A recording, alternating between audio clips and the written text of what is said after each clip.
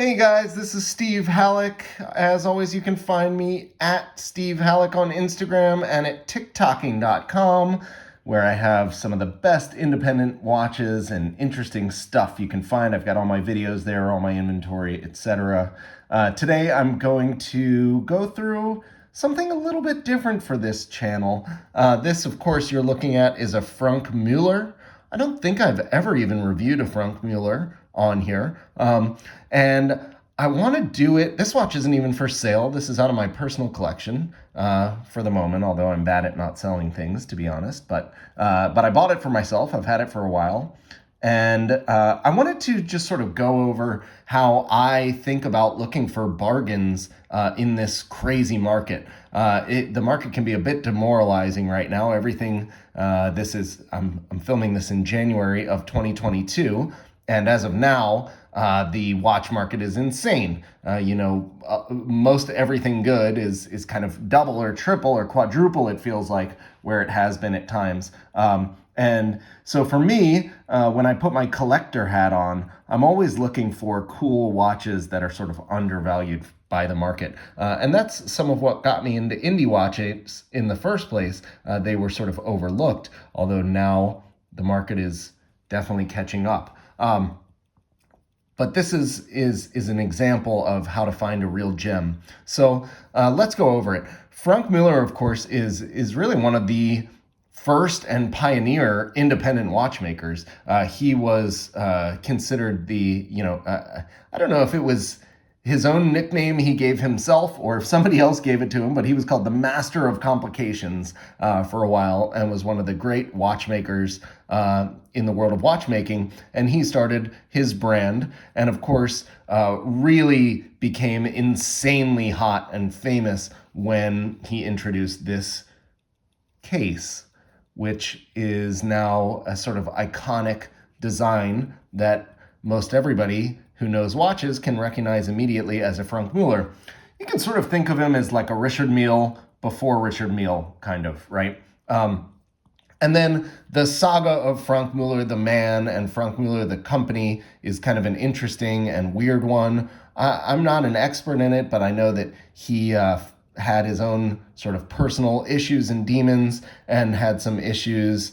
And also the company just grew so fast and in such crazy ways that, it's still around and kicking and is still a fairly big player in the market. But it lost its kind of independent appeal and certainly its luster amongst collectors some long time ago. But if you can see, this is one of the really early pieces, and it's quite a charming watch and really was ahead of its time in terms of design, complication, all sorts of things. So yeah, the first thing that you notice, obviously, is the shape.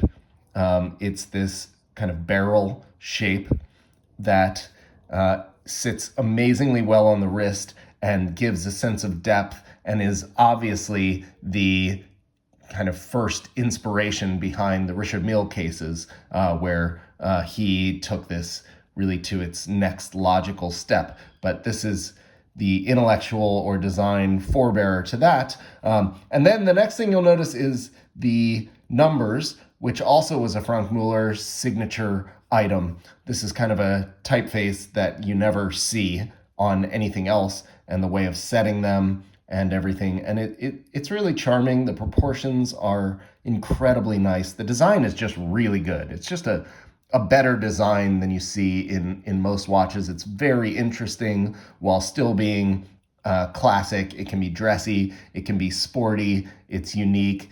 You immediately know that it's a Franck Muller because there's nothing else like it.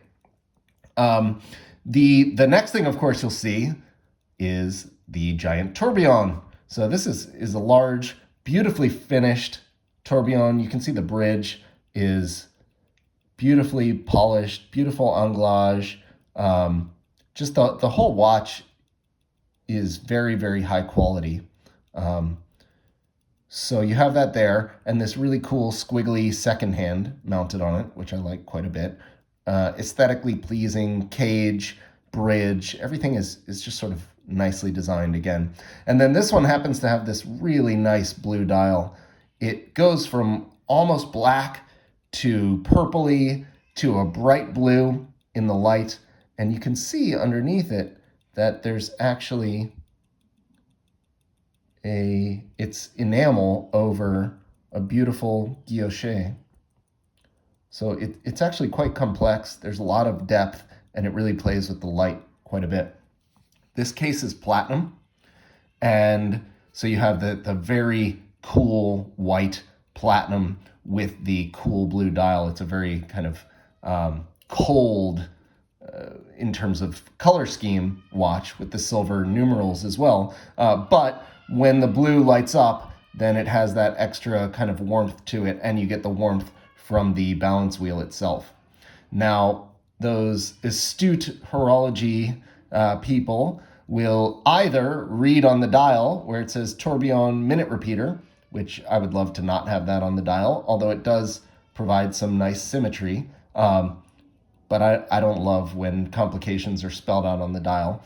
Not too offensive here, but anyway, you can see that, or you can see this nice little slide here on the side of the case, and you will know that this is a minute repeater. So here you have, in a very nice proportioned, indie, iconic design watch, platinum, beautiful blue dial, a tourbillon, and a minute repeater. And you start seeing the value proposition and how cool a piece of horology this is. And then, you're looking at people paying way more money in this current market for things of basically no historical or horological value. And you start to see where I'm going here. Let's flip it over.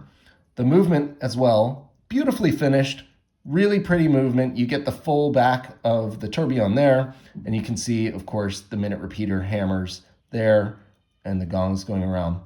So I think it's time now that we give this thing a ring. And I don't have any special microphones on here. I'm recording this on my AirPods, so we'll see how this comes through.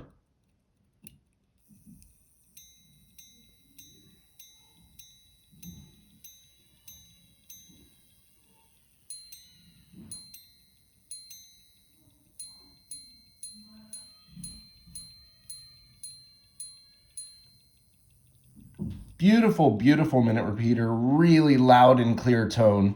Hopefully you could hear it over my kid crying in the background. This is the reality of our new work from home landscape, right? Hopefully everybody's used to that. But if you were paying attention also, you saw this here. This is a pretty cool thing. I can't recall seeing this in another watch. I'm sure it does exist. But this is a power reserve of the minute repeater itself. So if you watched my video, I think it's of the JLC titanium minute repeater, where it's open worked on the front. I explain how a minute repeater works. And what's interesting about minute repeaters is that they're powered by the slide itself. So they don't draw power from the mainspring. You can keep using it as much as you want, and you won't take anything off your power reserve of your timekeeping. So, which also means that you can ring a minute repeater without even winding the watch at all.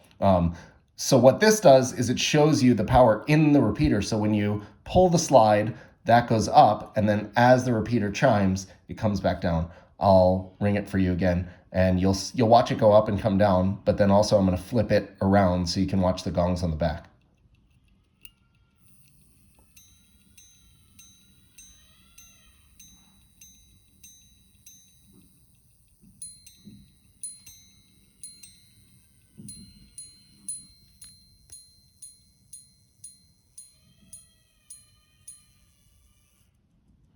So anyway, very cool watch. Let me show it to you on the wrist. This is the medium size case for Franck Muller. Later he came out with a larger one, so I think at the time this was the larger case. And now there's much larger ones. But you can see even the buckle is beautiful. This kind of scalloped, it's also platinum, just beautiful. And on the wrist, super, super cool looking, very kind of modern design forward, but also super modest proportions, anybody could wear this on their wrist and be very comfortable. It's not over the top in any dimension. So I just wanted to show this as an example of how great bargains can still be found in the market. If you use your own judgment and taste, you can find really cool stuff just that other people aren't paying attention to while they're buying Nautiluses and APs and maybe even Journes or things that we all love. You can go in another direction. Look at what was really cool 20 years ago, 30 years ago. The mid 90s to the mid aughts is a really great, fertile time where lots and lots and lots of cool stuff was made in the watch industry and has sort of been forgotten about because it's just not hot anymore. But this watch, I think this retailed for over 300 grand or 400 grand or something insane. And it'll give anything a run for its money in terms of quality, in terms of design, in terms of wearability, beauty, kind of anything. And you can pick it up for less than a steel Nautilus. So that, is just an example of how I think when I put my collector's hat on. Now, again, not a watch that you want to buy thinking you're going to flip it or become a millionaire off of it or whatever. Maybe one day Franck Muller, people realize how good these are and go back to get them. And then if you own them now, you'll be lucky, but I wouldn't count on that. It's really just a watch that you can buy and you can wear and you can know that you own something incredibly special and it's still within reach of certainly not normal people. We're way into the realm of crazies, but you don't have to be an oligarch to get here. So I hope you guys enjoyed this. If you're liking my channel, please hit like, hit subscribe for notifications, and then you'll know when my new reviews come out. I'm going to try to be consistent in this new 2022 and pump out the videos. I've hit them every week so far, so let's keep it going and give me some love down in the comments. Thanks.